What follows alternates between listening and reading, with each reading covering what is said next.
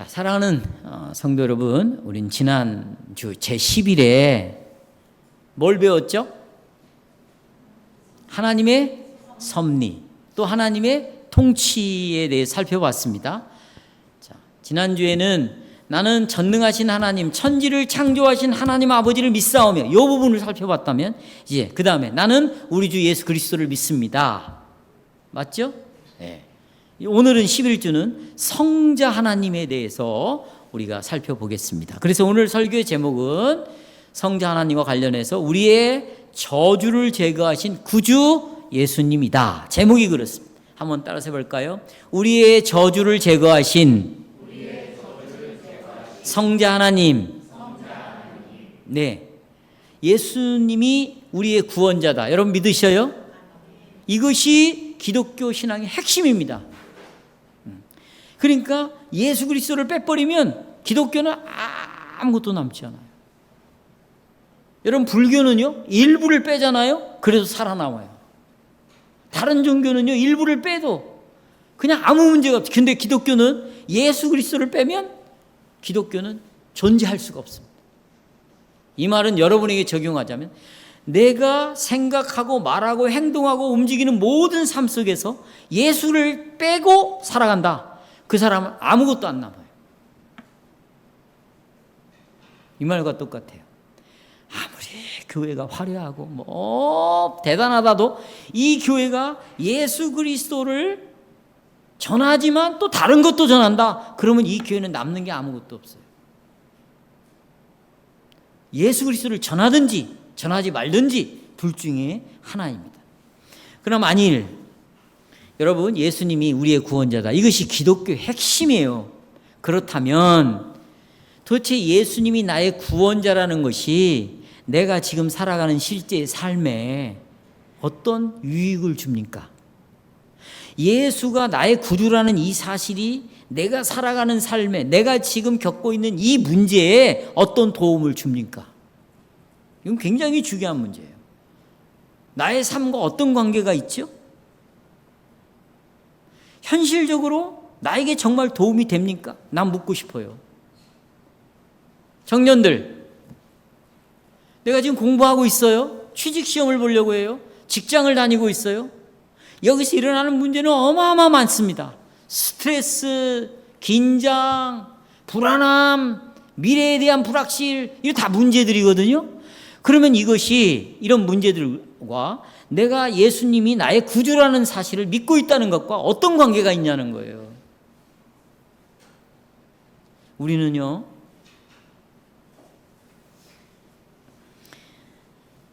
예수를 믿는다, 예수를 구주로 믿는다, 이것을 기계적으로 믿고 있어요. 자동적으로 믿고 있다. 이것이 지금 우리에게 큰 문제예요.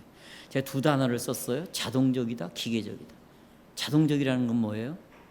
나는 예수를 언젠가 믿었어요. 여러분 보세요. 난 예수님을 지금 믿었어요. 그러면 지금 이 사람은 계속해서 자동적으로 나는 예수를 믿고 있다고 생각하는 거지. 언젠가 예수님을 인격적으로 만났다, 믿었다. 그러면 그냥 자동적으로 나는 예수를 믿고 있는 사람이에요. 그게 자동적이에요. 이렇게 자동적으로 예수를 믿고 있다고 생각하는 사람은 기계적으로 예수를 믿고 있는 거죠.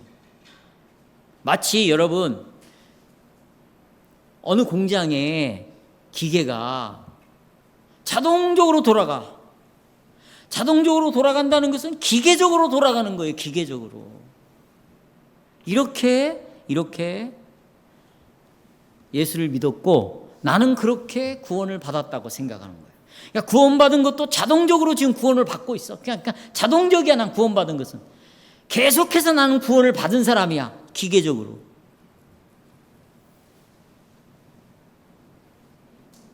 그러면서 우리는 언젠가 이 세상에 지금 살고 있는 힘든 싸움, 시련, 고난이 언젠가는 끝나잖아요. 그러면 나는 예수를 믿기 때문에 어디 간다? 영원한 천국에 갈 것이다. 이런 위로를 얻습니다. 근데 여러분 생각해 보세요. 굉장히 기분 나빠요. 저는 이 말이 지금. 난 아주 싫다고요. 이런 말들이. 왜요? 성경에서 말하는 게 아니니까. 실제는 보세요. 내가 실제 현재 살아가는 내 삶과 내가 예수님이 나를 구원했기 때문에 죽으면 천당을 나를 간다. 이 지긋지긋한 삶을 끝내고 나는 천국 간다. 이것과 내가 현재 살아가는 내 삶과 도대체 어떤 관계가 있냐는 거예요. 아무 관계가 없어요. 내가 예수 믿기 때문에 천당 가는 거하고 지금 내 삶 속에서 일어나는 거하고 어떤 관계가 있냐는 지금. 이건 너무나 피상적인 문제입니다. 피상적인 답이에요. 그래서 교회를 다니는 분들이 다는 아니지만 일부가 자기는 예수님의 구원을 믿는데 그렇지만 현재 많은 삶을 갖고 있어요. 이런 고통 속에 나는 언젠가는 예수를 믿기 때문에 천당을 간대. 그런데 천당 가게 하신 예수님이 지금 실제 일어나는 문제에 대해서는 아무런 도움이 안 돼. 안 되니까 어떻게 사냐? 다 자기가 고민하는 거예요. 자기가 걱정하고. 교회는 나와 있고 예수를 믿는다고 있지만 내가 지금 처해진 문제에 대해서 아주 분명하고 정확한 답을 얻지를 못하는 거지. 오늘 여기서 딱 나가잖아요. 그러면 그 문제는 고스란히 내 문제로 다시 오고 다시 이 문제를 끌어안고 현실의 삶을 살아가는 거예요. 질병의 문제, 재정적인 어려움, 가족들 간의 불신, 긴장감, 싸움, 이런 것들은 우리의 실제적인 문제잖아요. 그런데 내가 앞으로 죽어서 천국 간다는 이런 생각은 지금 내가 현실에서 겪고 있는 이런 갈등을 제거해 주지 못해요. 천국 가게 하는 예수님이 이 문제를 어떻게 제거해 줍니까? 제거해 주지 못해요. 성도 여러분, 예수님이 구원자라는 것이 나를 죽어서 천국 가게 하는 정도라면 내가 현실에 살아가고 있는 나의 모든 삶의 문제에 대해서 위로를 주지 못합니다. 만약에 이렇게 믿으면서 자기는 위로를 받고 있다, 이건 거짓이에요. 현실은 그대로 남아있어요. 문제는 그대로 있어요. 걱정과 갈등, 스트레스, 염려, 긴장, 다툼 그대로 남아있다니까.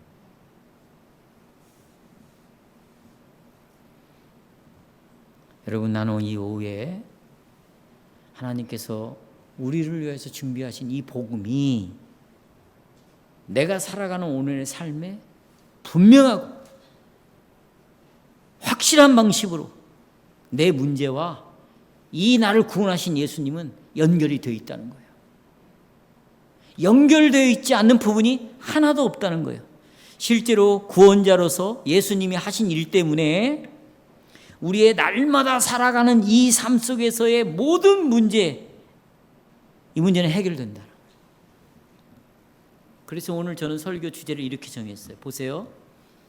구원자 예수님께서 우리가 날마다 직면하는 이 고난으로부터 뭘 제거하셨어요? 하나님의 저주를 제거하셨다. 왜 고난이 하나님의 저주인가? 이따 이제 설명을 해드릴게요. 이걸 가지고 세 가지 말씀드립니다. 지금 주제를 그대로 세 대지로 만들었어요. 첫째, 날마다 생활 속에서 우리는 하나님의 저주를 경험하는 거예요. 둘째, 날마다의 생활 속에서 저주만 경험하니 하나님 예수님의 구원을 경험해요. 그런 자에게 셋째, 내 책임을 요구하고 있다. 첫째, 형길이 형제, 자, 나 보세요. 적는 게 대수가 아니야. 이 설교를 이해해야 될 거 아니에요. 그렇죠? 나를 정확히 들어요. 여기 보세요. 적지 마세요. 나를 쳐다봐. 그리고 저 이 목사가 무슨 얘기를 하는가 이해를 하는 거예요. 이해가 안 되는 건 거기다가 메모를 하세요. 자, 첫째, 우린 날마다의 생활 속에서 여러분 구원받은 자들이에요. 우리가 날마다 하나님의 저주를 경험합니다. 사랑하는 여러분, 예수라는 이름은 저가 자기 백성을 죄에서 구원할 자다 이런 뜻이죠. 그래서 예수를 나의 구원자다 이렇게 우리가 고백을 하는 겁니다. 그렇다면 왜 우리가 우리의 죄로부터 구원을 받아야 되죠? 내가 짓고 있는 죄는 뭐가 문제입니까, 여러분? 여러분이 짓고 있는 죄가 뭐가 문제예요? 문제라고 생각합니까? 기독교는 죄를 말하는데 죄를 문제가 있다고 보지 않는데 문제가 있는 거예요, 이거. 죄가 문제인데 문제가 아니라고 생각하는 게 뭐다? 문제다. 왜 내가 짓고 있는 죄가, 나의 죄가 문제가 됩니까? 자, 이제 10주일과 연관을 시켜보세요. 보세요, 여러분. 논리를 잘 따라와야 돼요. 여러분, 10주일에서는 이 세상에, 이 땅에, 하늘에, 땅에 존재하는 모든 것을 다 하나님이 붙들고 있다. 우리가 그렇게 고백했어요. 창조하고 손을 떼는 것이 아니라 피조물을 지금도 붙들고 있어서 지금도 이것을 하나님의 섭리라고 고백하고 있죠. 만약에 여러분의 육체에서 하나님 손을 떼잖아요. 여러분은 완전히 해체됩니다. 심장 그대로 멈추고요. 이걸 엔트로피 법칙이라고 말해요. 여러분, 잉크를 딱 물에 떨어뜨리면 이게 아주 분명하죠. 잉크들이 자기네들끼리 이렇게 정밀하게 뭉쳐 있어요. 그런데 시간이 지나면 잉크가 어떻게? 이 질서에서 뭘로 퍼지죠? 무질서로 가는 거예요. 이걸 엔트로피 제1법칙이라고 말해요. 이것은 하나님의 창조의 법칙입니다. 과학자들도 이걸 발견했지만 이미 성경에서 이걸 이야기하고 있는 거예요. 하나님이 우리를 붙잡고 있는 그 하나님의 손을 딱 떼잖아요. 그럼 우리 육체는 완전히 무질서로 가는 거예요. 장기 다 파괴됩니다. 다 썩어갑니다. 죽어가면서요, 사람이 보세요, 정신이 혼미해지는 거예요. 질서에서 뭘로 가요? 무질서로 가는 거예요. 영혼이 질서에서 무질서로 가는 거예요. 그리고 이걸 통과해서 천국으로 들어가는, 우리의 영혼이 하나님 앞에 쓰게 되는 거예요. 하나님이 붙들고 있기 때문에 여러분 제정신으로 살아가는 겁니다. 아멘? 이 말 하지 말라고. 그래서 여러분, 하나님 붙잡고 있기 때문에 이 세상은 멈춰져 있지 않아요. 계속 발전합니다. 변화합니다. 성장해 가는 거예요. 여러분, 씨앗을 심어보세요. 한동대 총장으로 계셨던 김영길 박사님이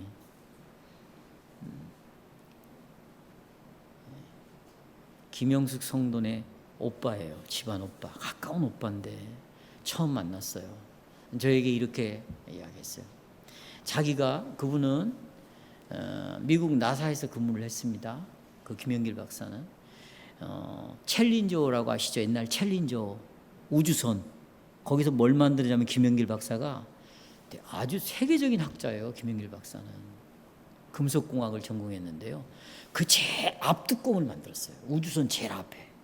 이게 굉장히 중요한 역할을 한다네요. 온도의 변화 없이 얘가 지탱을 하고 있어야 된대. 근데 이렇게 이 목사님, 내가 이렇게 우주선을 만들었는데 이걸 땅에 심잖아요. 그러면 썩는데 이게 녹이 쓴대요. 그냥 그러지 않겠어요. 뭐 녹이 쓰는지 안 쓰는지 모르겠지만 그것이 부식이 되겠죠. 그런데 이렇게 저한테 얘기했어요. 식물의 씨를 땅에 심으면 이게 썩지 않고 여기서 뿌리가 나오고 싹이 나오고 줄기가 나오고 나중에 열매를 맺는데요. 이것을 자기는 과학적으로 증명할 수가 없대요. 그러면서 저한테 이런 얘기를 해줬어요. 나훈아 가수 얘기를 들어줬습니다. 내가 길을 가는데 나훈아 가수의 노래가 나오는 이유는 나훈아 가수가 노래를 녹음했기 때문에 노래가 나오지, 부른 사람이 없이 어떻게 노래가 나오냐는 거예요. 이 씨앗이 땅에 떨어지면 부식이 되는 것이 아니라 여기서 생명 잉태되는 것은 그렇게 만드신 분이 있기 때문에 그게 가능하다는 거예요. 화요일이 되면 나사에 있는 자기가 그렇게 존경하고 우러러보는 최고의 학자들, 노벨상을 받은 사람들 거기 있는데 이 사람들이 화요일날 되면 성경책을 끼고 전부 성경 공부를 하러 간대요.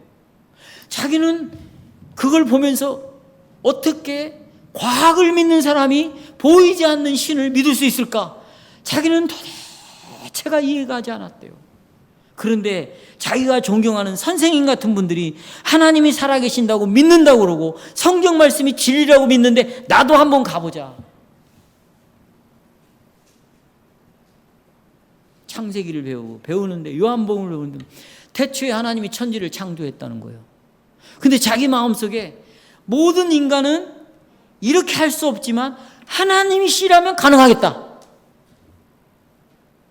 그런 믿음이 쏙 들어오더라는 거죠. 여러분, 제가 왜 김영길 박사에 대해서 이렇게 많은 얘기를 하냐면, 하나님이 붙잡고 있는 것은요, 썩는 게 아니에요. 죽는 게 아니야. 발전하고 변화하고 성장하게 되어 있어요. 성장하게 되어 있습니다. 그런데 성도 여러분, 이렇게 하나님은 제10주일에서 멀리 계시지 않는다. 항상 가까이 있다. 우리 곁에 계신다. 그리고 만물을 붙드시고 다스린다. 이거예요. 그런 하나님은 만물만 붙잡고 다스린 그런 하나님만은 아니라는 것이에요. 이게 그 다음 중요합니다. 하나님은요, 또 뭘 하시나? 사람들이 행하는 것을 다 보고 있어요.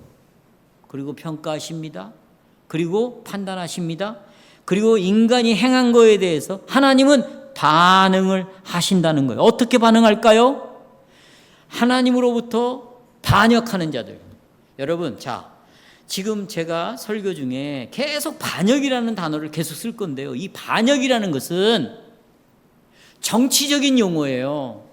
뭐라고요? 정치적인. 구테타를 일으켰다. 이건 반역인 거예요. 정치적인 용어인 거죠. 왜 성경은 정치적인 용어를 쓰는가? 굉장히 중요합니다.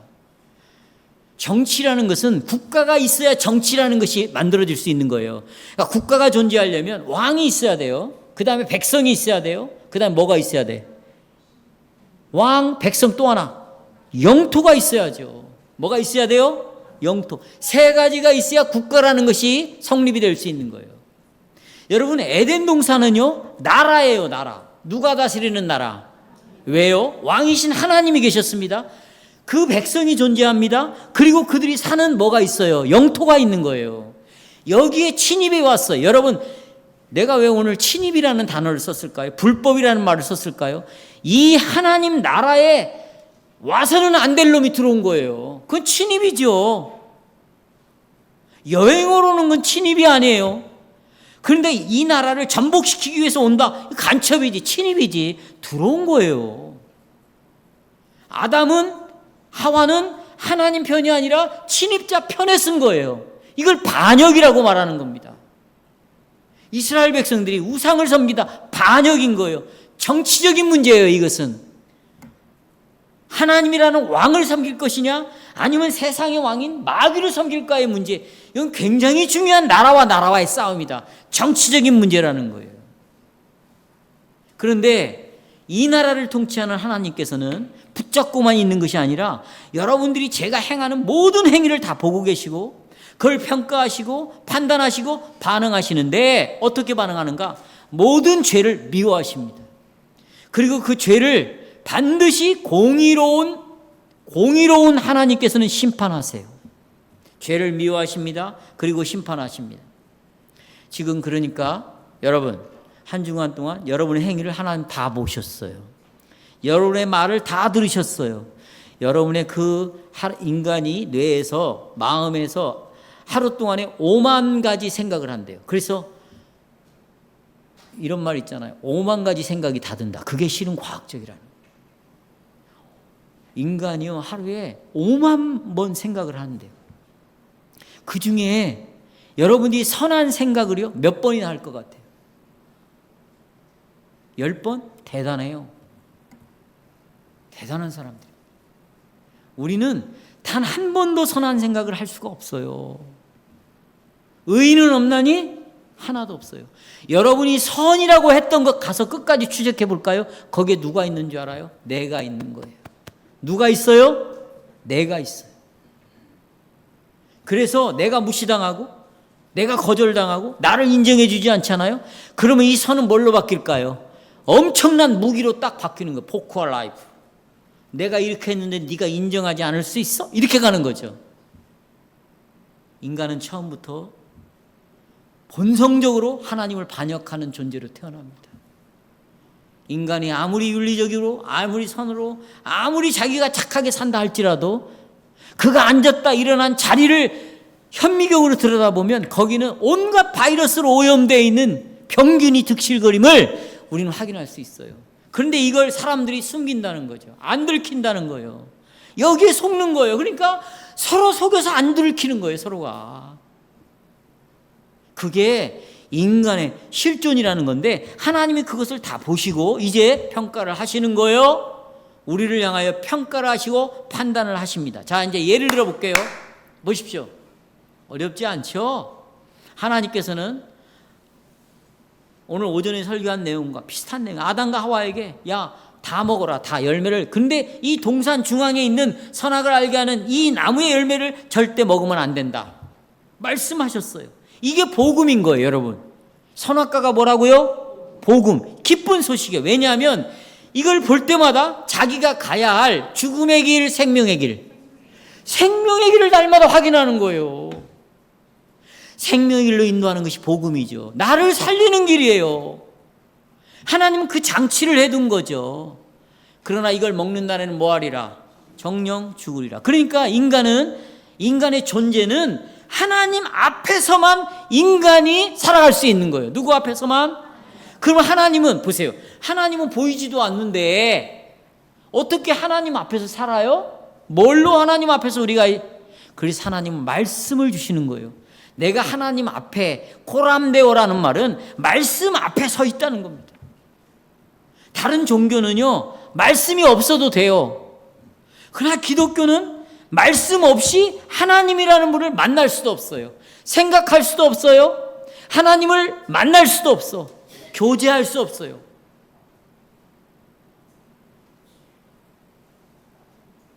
여러분이 이것이 뼛속 깊이 있어야 믿음을 가질 수 있어요. 그런데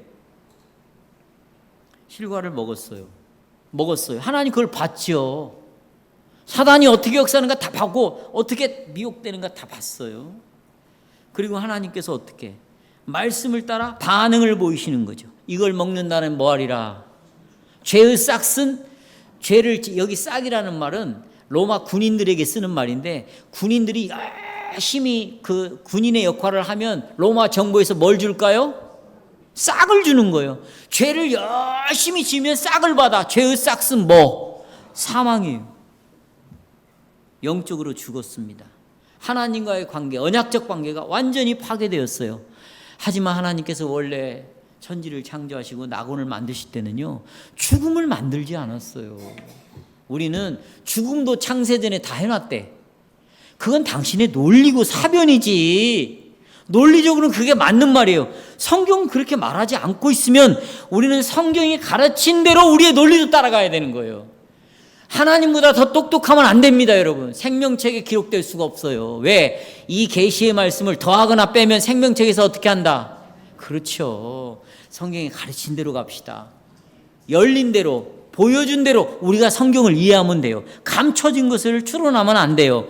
그런데 하나님은 죽음을 만들지 않았습니다. 질병, 배고픔, 전쟁 없었어요. 그런데 죄가 들어왔어요. 정령 뭐하리라? 죽으리라. 이 죽음이, 보세요, 이 사망이 살아있는 존재를 완전히 죽은 존재로 바꿔가는 거예요. 살아있는 사람은 어떤 사람으로? 죽은 사람으로. 이 과정, 살아있는 사람이 죽은 사람으로 바꿔지는 게 뭐냐? 들어보세요. 질병이에요. 이게 다 죽음의 그림자들이야. 아파요. 질병. 배가 고파요. 원래 배고픈 존재로 만들지 않았어요. 스트레스를 받아요. 근심이 생겨.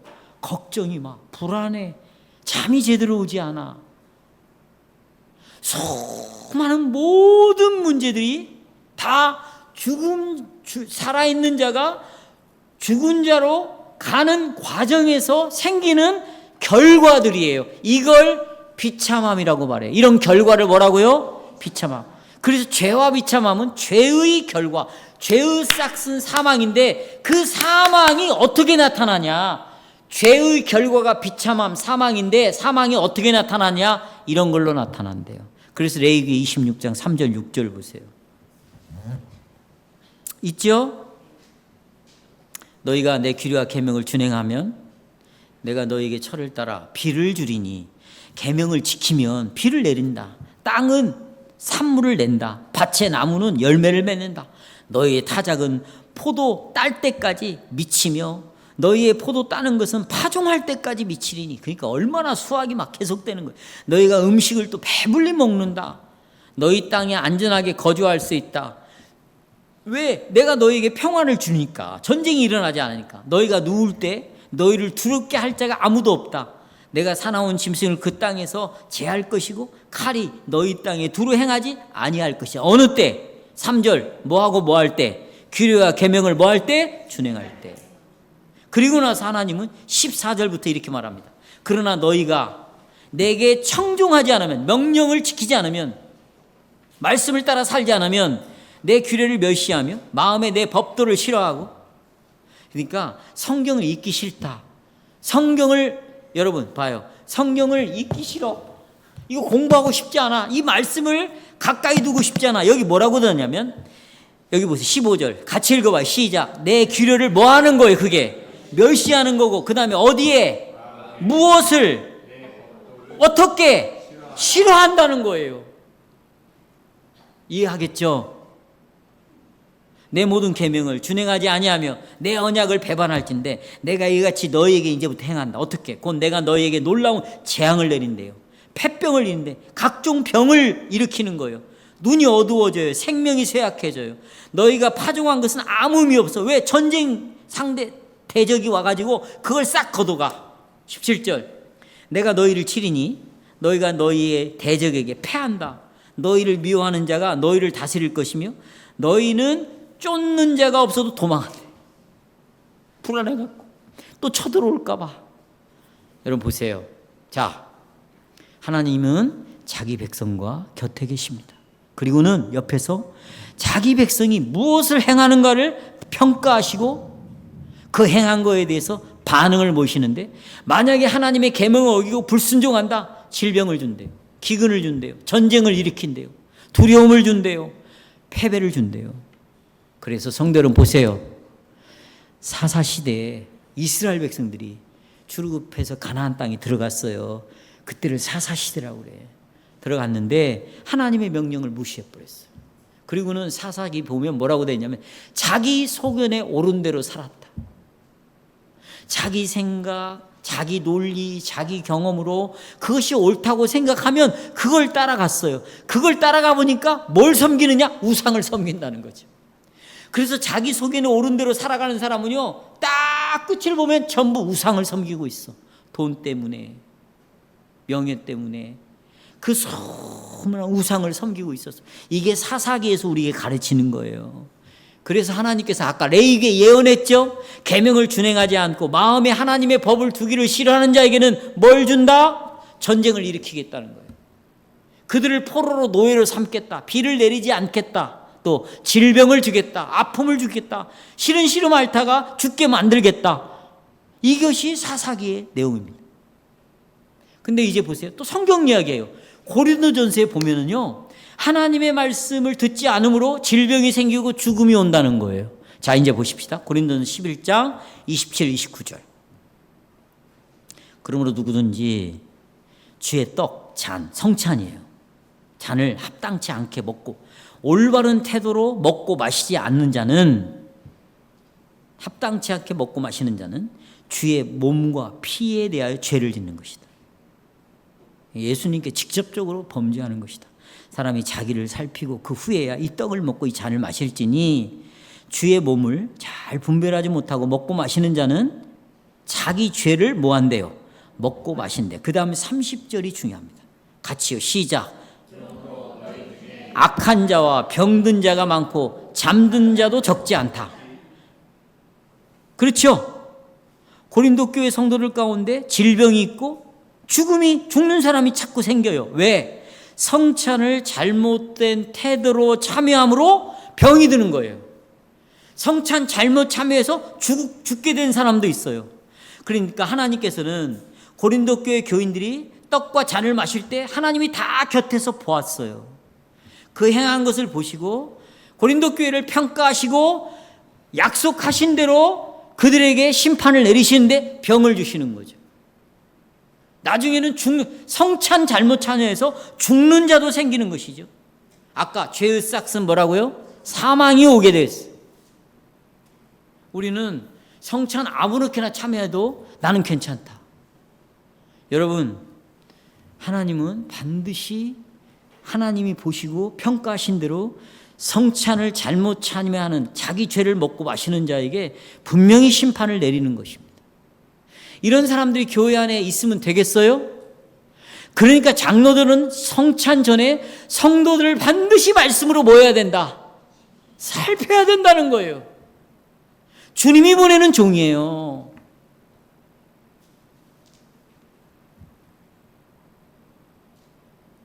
사망은, 죽음이라는 것은 건강을 가진 사람이 어느 날 시름시름 알아.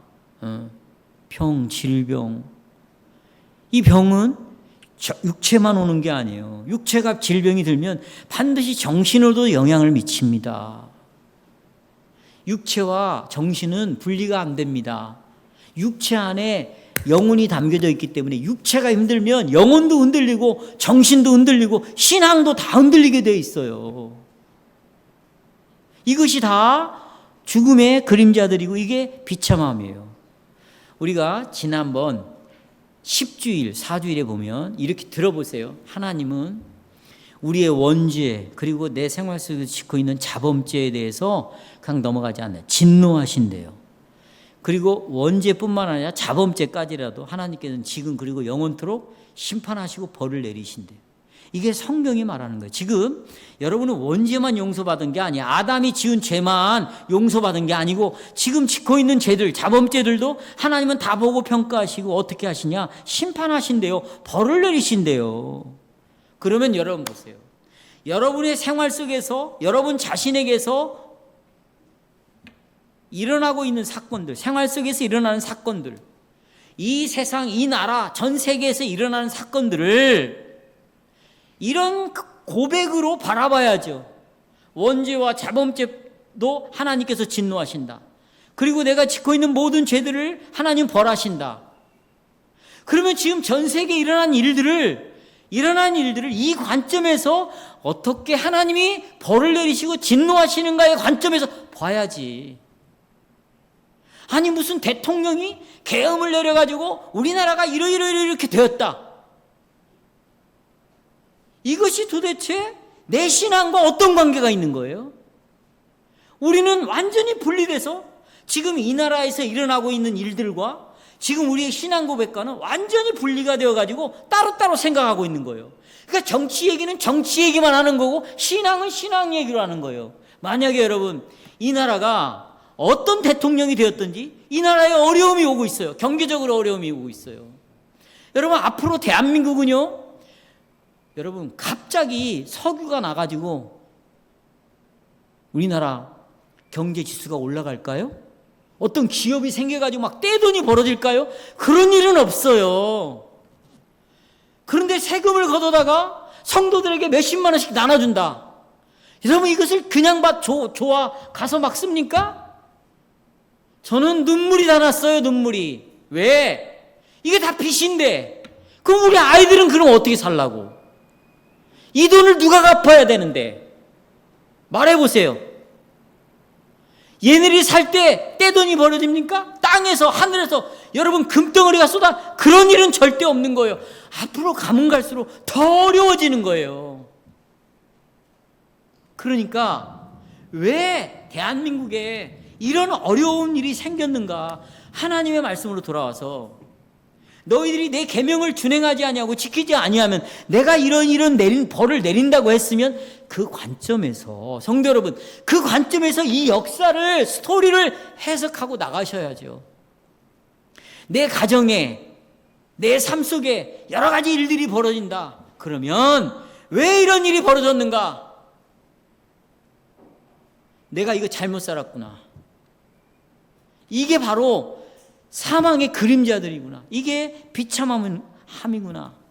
내가 악몽에 시달리고 내가 직장을 다니면서 다니는 수많은 스트레스, 그리고 돈을 벌어면 벌어서 문제, 돈을 벌지 못하면 배고픔 때문에 문제, 이런 수많은 문제들, 취직의 문제들, 학업의 문제들, 청년들 공부하면서요, 여러분 죽도록 공부하고 취직시험 보는 게, 여러분 이것을 하나님이 이렇게 허락하셨다고 보는 겁니까? 저를 극단적인 목사로 몰면 안 돼요. 저는 굉장히 이성적입니다. 합리적인 사고를 갖고 있어요. 성경적인 생각대로 하는 거예요. 여러분 공부하면서 경쟁을 한다. 막 피가 터지게 막 약육강식 잡아먹고 내가 취직해야 된다. 이게 전부 죄의 결과고 하나님의 심판이라는 거 아세요? 학주야. 근데 우리는 이것이 마치 모든 것이 하나님이 주신 것으로 알고 이 속에 들어가서 나도 그 비참한 가운데 살아가고 마치 이것이 신앙생활인 것처럼 한다면 다시 좀 신앙 고백으로 돌아와야 될 것입니다. 다시. 하나님께서는요, 여러분과 저의 죄를 하나님과 하나님의 심판과 연결을 시키고 있다면 이 나라에 그리고 나의 삶 속에 어려운 일이 일어나고 있다면 이것은 하나님의 심판이구나 이렇게 생각을 하셔야죠. 이게 누구의 심판?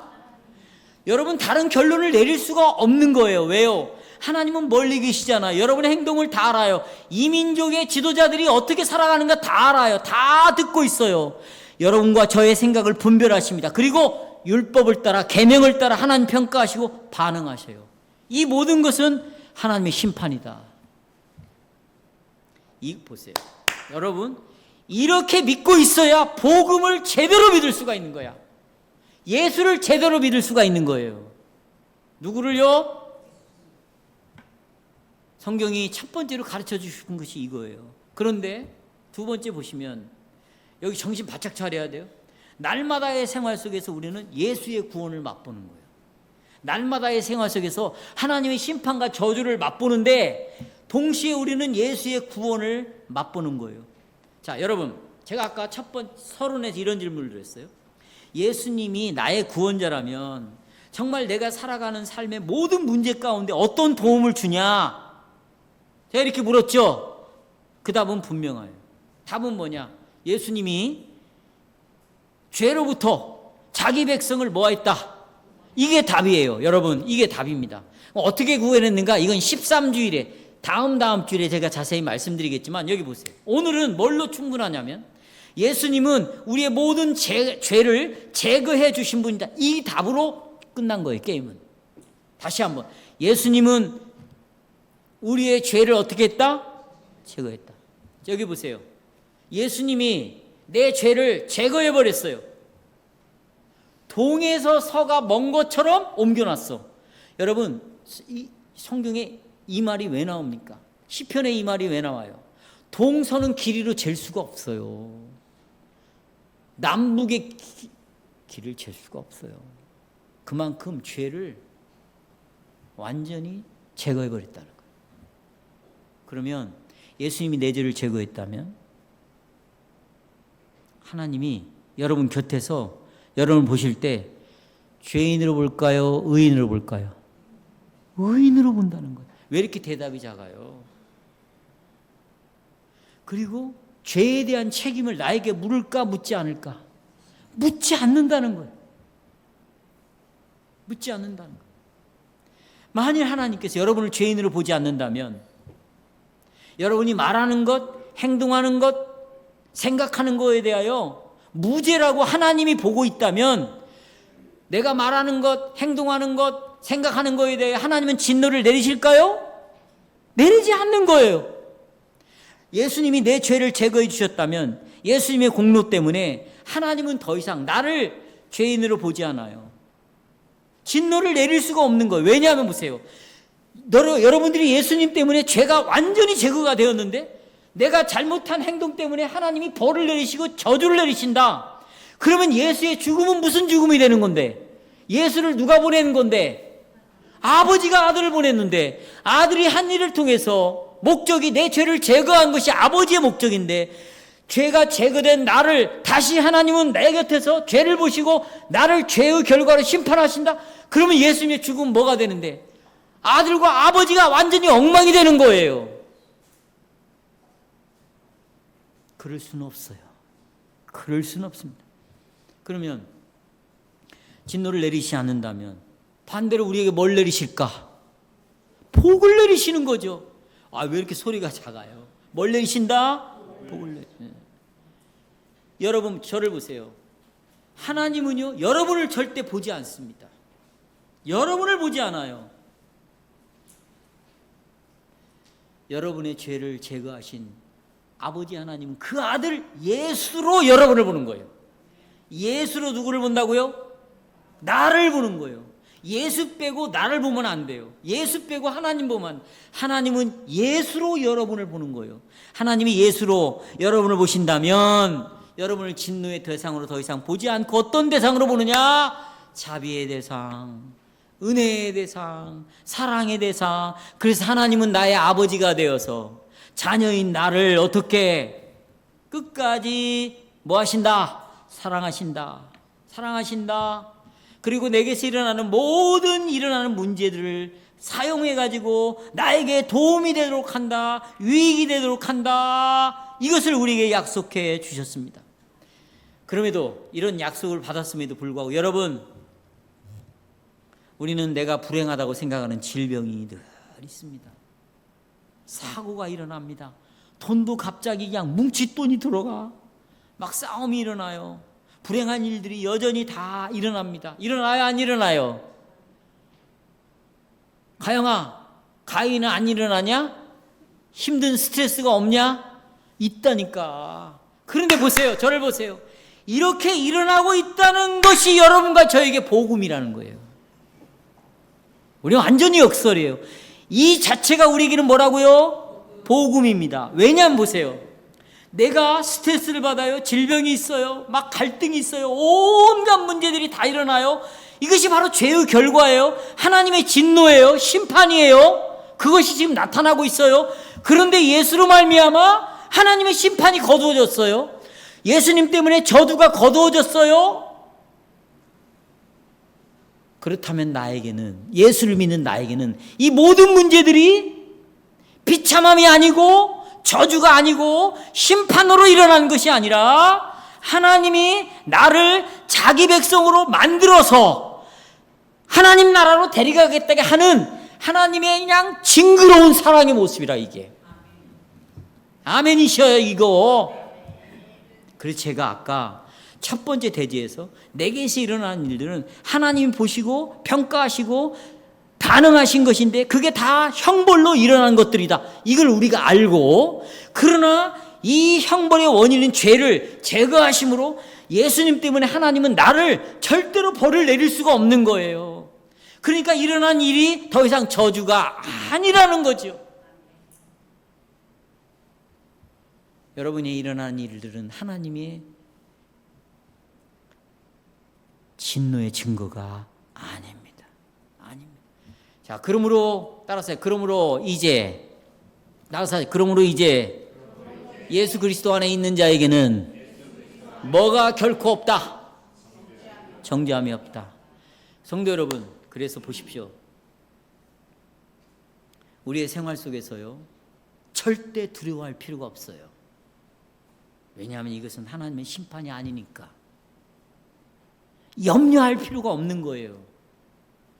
왜냐하면 하나님이 나를 죽이려고 준 것이 아니고, 나를 무너뜨리려고 준 것도 아니고, 나를 빨리 어떻게 해치워버리려고 준 것이 결코 아니기 때문이에요. 아니기 때문이에요. 이런 불행들은 하나님의 정하신 목적이 있어요. 목적이 있어요. 하나님의 자녀인 여러분과 제가 하나님을 닮은 자식들이 되기를 바라요. 거룩해지기를 바라요. 구별되기를 바라요. 또 이런 불행 중에서도, 이런 많은 문제들 중에서도 이건 하나님이 저주의 증거로, 심판의 벌의 증거로 주신 것이 아니니까 이것 때문에 내가 낙심하지 말고 오히려 이런 것들로 인하여 내가 끝까지 인내하자. 따라서 인내하자. 인내하기 시작하는 거예요. 인내하기. 우리가 아까 성도 여러분 누가복음 4장 18절을 읽었어요. 그렇죠? 이것은 이사야 61장을 그대로 예수님이 인용해서 읽어주신 거거든요. 여기 보시면 18절에 보시면 주의 성령이 내게 임하시면 성령이 임하시면 가난한 자에게 복음이 전파되는데 거기 보시면 포로된 자에게 뭘 준대요? 자유를. 눈먼 자가 다시 보게 된대요. 이 노예처럼 억눌린 자가 어떻게 된대? 그런데 이렇게 말씀하신 이유는 나사렛 회당에 이런 사람들이 다 모였거든. 병든 자들, 가난한 자들, 막 그 생활 문제로 이런 사람들이 다 모였어요. 그러면서 예수님께서 이사야 61장을 읽으셨어요. 포로된 자에게 자유를, 또 소경에게는 눈먼 자에게 다시 보게 함을.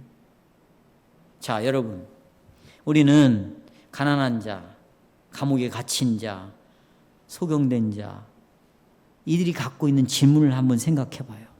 아니, 나에게 왜 이런 일이 일어나지 요즘? 한번 생각해 봐요.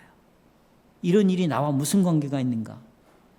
왜, 무엇 때문에 내 생활에 이런 문제가 일어나는가? 예수님 당시에도 많은 사람들이 이런 고민을 갖고 있었고, 여러분과 저도 똑같은 고민을 갖고 있어요. 이 문제를 딱 이야기하고 그 다음에 보세요. 이사야를 딱 덮고는 뭐라고 말하냐면 21절에 이 글이 오늘날 이루어졌다. 너희 귀에 응하여졌다.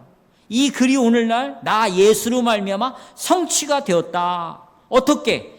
감옥에 있던 자가, 약속된 자, 감옥에 갇힌 자가 자유를 누리고, 앞을 못 보는 자가 눈을 뜨게 되고, 가난한 자가 부유하게 되고, 이런 일이 실제로 일어날 것이다. 그런데 보세요. 저를 보세요. 예수님이 나를 통해서 이렇게 다 해결될 것이다. 딱 말씀을 마쳤는데, 여러분, 소경이 눈을 뜨게 됐어요? 돈이 없는 자가 갑자기 각 주머니에 막 금덩어리가 생겨났어요? 감옥에 있는 자가 문이 열려갖고 막 나왔어요? 병든 자가 고쳐졌어요? 그런 일은 전혀 일어나지 않았어요. 그럼 뭐가 해결됐다는 거야? 예수님이 뭘 해결했단 말인가? 무엇을 성취했다는 말인가? 여전히 가난한 자가 있고 병든 자가 있고 감옥에 듣는 자가 있지만, 전에는 너희가 나를 믿기 전에는 하나님의 심판이요 저주의 결과였다. 그러나 내가 너희들의 죄를 제거하고, 그렇기 때문에 하나님의 저주는 끝났다. 그러니 너희가 앞을 못 보든 가난하든 병들었든 이것은 하나님의 저주다 아니다. 아니다. 이 문제가 해결됐다는 거예요. 저주가 사라졌다는 거예요. 지금 여러분이 어디에서 어떤 문제가 발생이 되든 여러분 보세요. 우리는 그게 아무런 문제가 되지 않는 것들이에요. 문제가 된다 안 된다? 그렇다면 가난은 부끄러운 것이 아니에요. 내 사랑하는 사람이 세상을 먼저 떠난 것은 하나님의 심판 진노가 아니에요. 감옥에 갇힌 것은 잘못된 징벌이 아니에요. 소경도 질병도, 정말 나만 안고 있는 그런 질병, 고칠 수 없는 질병도 하나님의 심판이 아니에요. 왜요? 여러분에겐 더 이상 정죄함이 없기 때문이에요.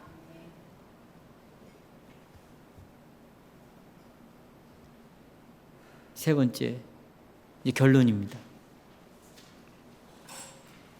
세 번째는 날마다 우리 생활 속에서 그런데 믿음이라는 것이 이렇게 믿고 있어요. 여러분 지금 난 정죄도 없다, 다 끝났다, 이걸 믿고 있는데 이게 흔들리네.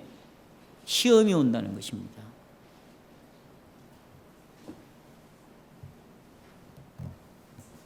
여러분, 자, 우리가 사사기 아까 살펴봤죠. 앞에 설교를 저는 정리해 주는 거니까 어렵지 않아요. 다시 보세요. 정신 차리시고. 이스라엘 백성들 살펴봤어요. 또 고린도 교회 성도들 봤어요. 이들은 여러분과 저처럼 똑같은 구원받은 사람들, 구속받은 사람이에요. 그러면 하나님의 구속받은 백성들은 시험을 받지 않는가? 시험을 받습니다. 시험을 받고 유혹을 받으면 그 결과로 우리가 하나님의 진노를 맛볼 수밖에 없어요. 또 저는 여러분이 헷갈리게 하고 있어요. 시험을 받고 유혹에 넘어가고 죄를 지으면 또 뭘 맛본다? 진노를 앞에서는 진노를 맛본다, 안 맛본다. 어떻게 그런 일이 일어나죠? 보십시오. 우리는 이미 예수를 믿기 전에 분명히 죄가 있으면 하나님은 이 죄에 대한 형벌을 내린다, 벌을 내린다. 레위기를 통해서 또 신명기를 통해서 성경 여러 군데를 통해서 이미 우리는 다 알고 있었어요. 그러나 예수님께서 죄를 제거하셨어요. 진노가 없어졌습니다. 오직 축복만 있습니다. 어떻게 그러면 우리가 이런 축복을 받게 됐죠? 예수를 믿음으로 이런 복을 받게 되었어요. 그래서 여러분 제7주일에 보면 오직 참 믿음으로 그리스도와 우리는 접붙여진다. 믿음이라는 것은 다른 말로 접붙여진다는 말이에요. 내가 예수님을 믿는다 그 말은 예수님을 받아들인다는 말이고, 예수님을 받아들인다는 말은 예수님과 내가 접붙여졌다 이런 말이에요. 그러니까 믿음은 접붙여졌다는 말인데, 예수님과 접붙여지면 예수님이 행하신 것이 내 것이 되는 거죠. 예수님과 내가 하나가 되니까 예수님이 행하신 일이 내 것이 되는 거예요. 그러면 예수님이 행하신 일이 뭘까요? 죄를 제거하신 일을 하셨어요. 그러면 내 죄가 어떻게 되는 거예요? 제거하신 거죠. 그러니까 중요한 건 이겁니다. 내가 예수 그리스도를, 예수님이 하신 일에 대하여 내가 정말 믿고 있는가 믿지 않는가, 이것이 너무나 중요한 문제예요. 예수님을 믿게 되면 예수님을 통해서 내 죄가 제거되었다라는 약속이 내 것이 되죠. 더 이상 하나님이 나를 이것을 죄의 형벌로 주지 않는 것으로 내가 알게 되죠. 그러니까 예수를 믿는 것은 너무나 중요해요. 이 예수님을 믿어야 돼. 자, 저를 보세요. 내게서 일어나는 수많은 일들이, 문제가 일어나지만, 그러나 가장 중요한 것은 나는 믿음으로 예수님과 연합이 되었고 접이 붙여져서 예수님 때문에 나는 모든 진노와 죽음과 심판과 저주에서 나는 해방을 받은 사람이다. 예수님 때문에 나는 그런 사람이다. 이걸 여러분이 믿고 있어야 돼. 아멘. 그런데 보세요. 핵심은 이 믿음이 흔들린다는 거예요. 이 믿음이 어려움이 오고 자빠지고 그러면, 예수님이 이런 일을 하셔서 그것이 은혜가 내 것이 되었는데 그 예수님을 믿고 있는 믿음이 자꾸 갈팡질팡하면서 과연 예수님이 나에게 이런 은혜를 주신 게 맞아? 아니야. 하나님이 나에게 아마 벌을 내리고 있을 거야. 이렇게 해서 믿음이 흔들림으로 자꾸 여기저기로 헷갈리기 시작한다 그 말이에요.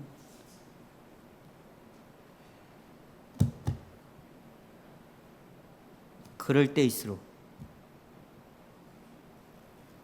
그런 내 안에서 일어나고 있는 여러 가지 문제들이, 사단은 내 귓가에 이것이 죄의 형벌로 네가 받는 것이라고 말할 때, 우리는 이것은 모두가 누가 허락하신 것이다. 그렇다면 이런 죄를 짓고 있는 내 모습을 볼 때 잘 들어보세요. 내 양심 속에서는, 그래 내 영혼아, 네가 얼마나 연약한 자인가를 한번 봐라. 네 스스로는 하나님의 계명을 어떤 것도 지킬 수 없는 자인 것을 네가 알아라. 네가 얼마나 죄와 비참한 가운데 있는 자인 것을 알아라. 너는 본성적으로 죄인으로 태어났다는 걸 알아라. 내 양심이 나에게 계속 말을 하는 거예요. 내게서 일어나는 문제들을 보고. 그러면서 보세요. 나는 본성적으로 악하고 어떤 선도 행할 수 없고, 나는 하나님을, 내 율법을, 계명을 내 마음에 지키고 싶은 마음이 본성적으로 없는 자에게, 그게 나야. 그래서 나에게 지금 이 시간 필요한 것은 나를 구원하기 위해서 오신 예수 그리스도를 내가 바라보는 것밖에 없지. 예수님이 하신 그 놀라운 죄를 제거하신 그 구원을 내가 이런 비참한 가운데에서도, 정말 하나님 앞에 부끄러워 눈을 들 수 없는 이런 순간에도 내가 의지하고 바라볼 것은 예수님이 그럼에도 불구하고 알면서도 나의 죄에 대신해서 내 심판을 대신 받으시고 나를 구원해 주신, 내가 그리스도를 바라보는 수밖에 없지. 그리고 누구를 바라보는 거예요? 그러니까 내게서 일어나는 이 수많은 죄와 비참함을 통해서 오히려 내 양심은 나를 누구를 바라보게 한다? 그리스도를 바라보게 한다. 동시에 내가 지은 죄가 슬퍼지는 거예요. 이게 싫어지는 거야. 이게 혐오스러워. 내가 이렇게 살아가는 것이 너무나 미운 거예요. 이게. 왜? 이 죄에서 예수님이 어떻게 죄 때문에 죽으셨는가를 내가 알고 있기 때문에, 어떤 방식으로 건져냈는가를 알고 있기 때문에, 그 그리스도는 내 안에서 계속해서 이 죄에 대하여 슬픔을 일으키고 죄에 대하여 미움을 일으키고, 그러면 여러분 이 죄 때문에 슬퍼 미워, 그러면 죄에서 어떻게 하고 싶어? 떠나고 싶은 거지. 떠나고 싶은 거예요. 떠나고 싶은 거예요. 그리고 회개가 일어나는 거죠. 이런 사람들에게 하나님의 날마다의 은혜가 있습니다. 회개하는 곳에 은혜가 있어요. 여러분이 겪고 있는 수많은 문제들, 유혹에 넘어가는 것들, 시련들, 그건 하나님의 진노를 경험하는 것이 아니에요. 거기에서 자신의 죄와 비참함을 경험하게 되고, 그래서 나에게는 예수님밖에 없다고 신앙을 고백하는 대로 나가고, 그리고 예수 그리스도를 의지함으로 말미암아 결국 이런 것들을 통하여 하나님은 나를 자라게 하시고 하나님은 나를 변화시키시는구나, 그리고는 하나님과 더불어 평강을 다시 회복하기를 시작하는 것입니다.